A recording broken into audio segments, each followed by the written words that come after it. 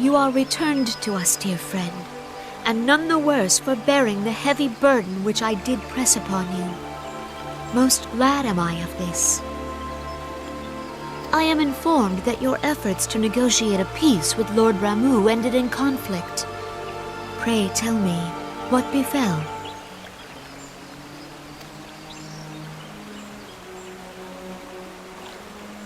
Ramuh made trial of you?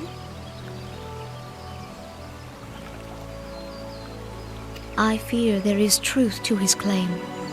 It is the darkness within us that attracts the darkness without.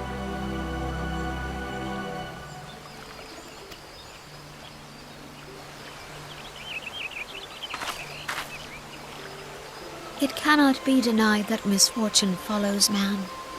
For evidence, one need only look to the conflict brewing in Cartano, or to the rising flood of refugees. Our shared struggle against the Empire should have served to seal our union. Yet the ties which bind the alliance strain under the weight of gross self-interest.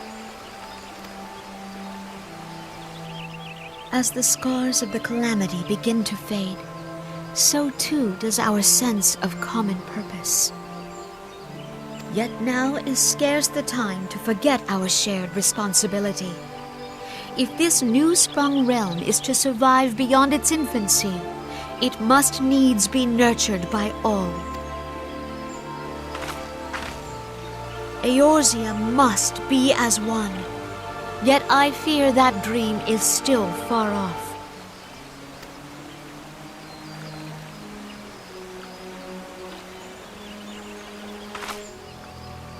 On behalf of the people of Gridania and the elementals both, I thank you for all that you and your fellow scions have done. Full oft have I been compelled to look to you for aid of late, and offered all too little in return. As leader of this nation, I shall endeavor to prove a more worthy ally to your cause henceforth.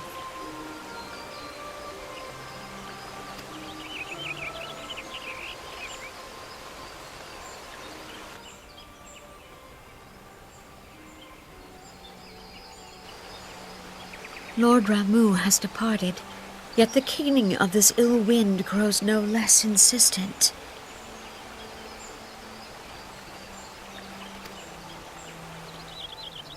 Voices of the forest, pray speak and I shall listen. What unseen evil begets this unease in my heart?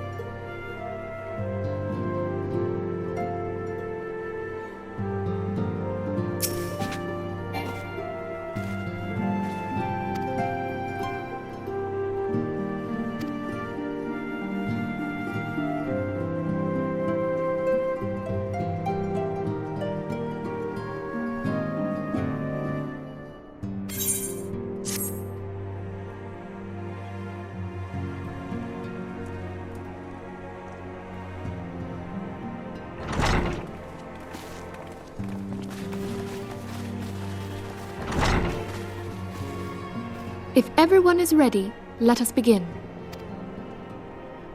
Urianger, the floor is yours.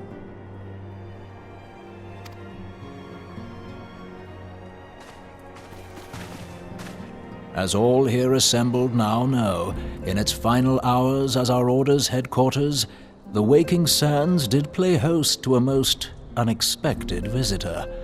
I speak of the Ascian clad in white, Elidibus.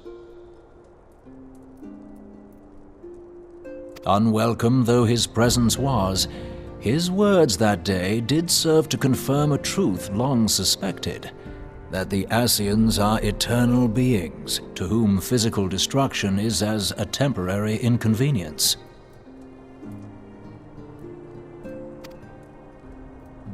In the intervening time, Urianger and I have striven to discover a means by which the Ascians might more permanently be slain. And 'tis my belief that we have found the thread that will allow us to unravel the twisted skein of their existence.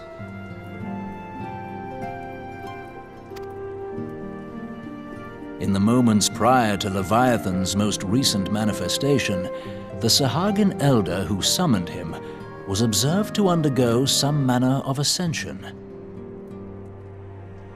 The etheric readings taken by Y'shtola at the time of this transfiguration have proven most enlightening.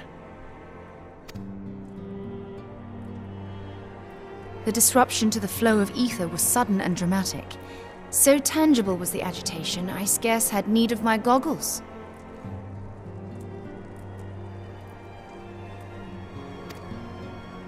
The significance of Y'shtola's readings might better be understood in the context of mine own, taken at the instant of the Lord of Levin's demise.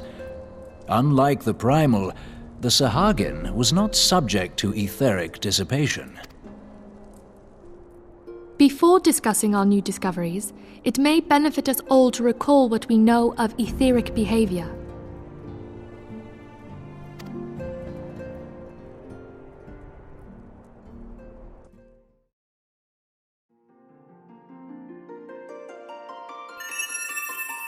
Let us begin at what some might call the end. When we who dwell in the material realm die, our spirits dissolve into the flow of ether and are returned to the ethereal realm. In turn, the restless energy which suffuses that plane streams back into our world, giving rise to new life.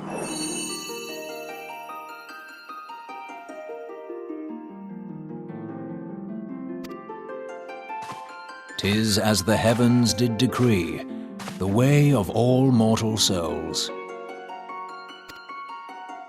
Twixt this world and the next do the ethereal currents swirl, bearing the very essence of life. Thus doth the cycle of birth, death, and rebirth continue unabated.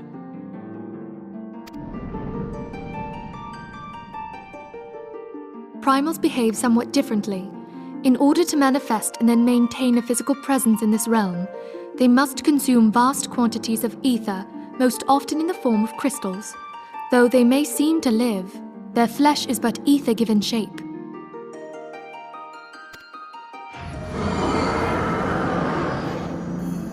Thus, a defeated primal leaves behind no broken corpse. Rather, the essence of its form seeps back into the land whence it came, and the energy of its shattered spirit is called back to the ethereal realm. And there it waiteth, till next the prayers of the faithful do draw it forth from the sea of ether, to take their offering of crystals and make for itself a new body.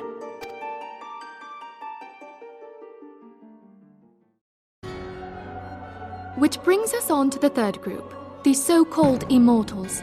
They exist in a manner all their own. Quite. Even as the Sahagin elder fell to the Admiral's musket shot, I witnessed the release of an ethereal cloud, which immediately took possession of a nearby minion. A soul that dissipateth not upon the death of the flesh. The secret of life everlasting, and in the claws of a Sahagin no less. But I wonder, what would happen to one of these obstinate spirits should there be no suitable host for it to claim?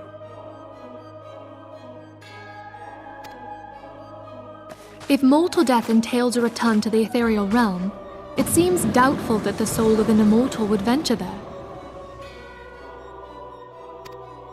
Nay, it merely withdraweth the distance, unto the shore of the ethereal sea, perchance, but no further. Yes, it exists in neither this realm nor the next, abiding instead in the space that lies between them. The Ascians took control of Thancred by means of a crystal of darkness, an artifact which, if our theories are correct, serves as a gateway to the place I have just described. I was hoping people had forgotten about that.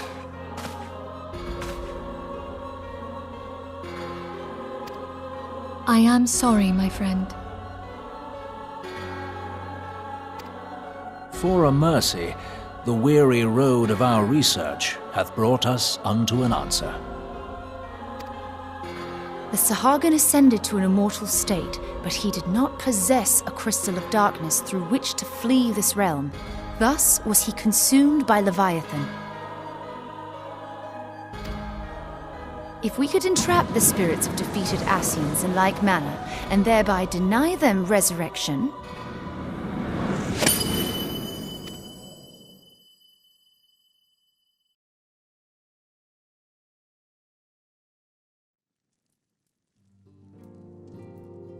Therein lieth the path to victory. Thou art most perceptive, my lady. Only when we have trapped the bodiless soul within an ethereal prison can we hope to defeat its unnatural constancy. Thus might even an eternal paragon be consigned to oblivion. These feats are, of course, far easier said than done. At present, we lack a viable means to entrap and extinguish an Ascian soul. Yet, I believe it to be possible. The pieces of the puzzle lie before us. We have but to put them together.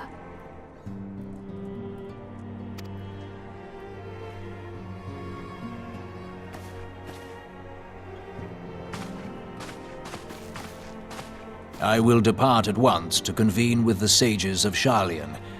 Together shall we divine the steps by which our goals may be achieved.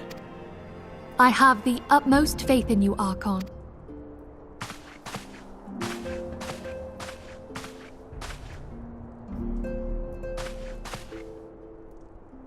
Beg pardon, antecedent, but I would raise one final matter. Even now, a Sharlayan survey party seeketh to ascertain the fate of the students of Baldest. Their findings shall soon be known to us. Though you harbor feelings of dread, I bid you surrender not to sorrow, but abide instead in hopeful prayer. I shall, Archon. Thank you.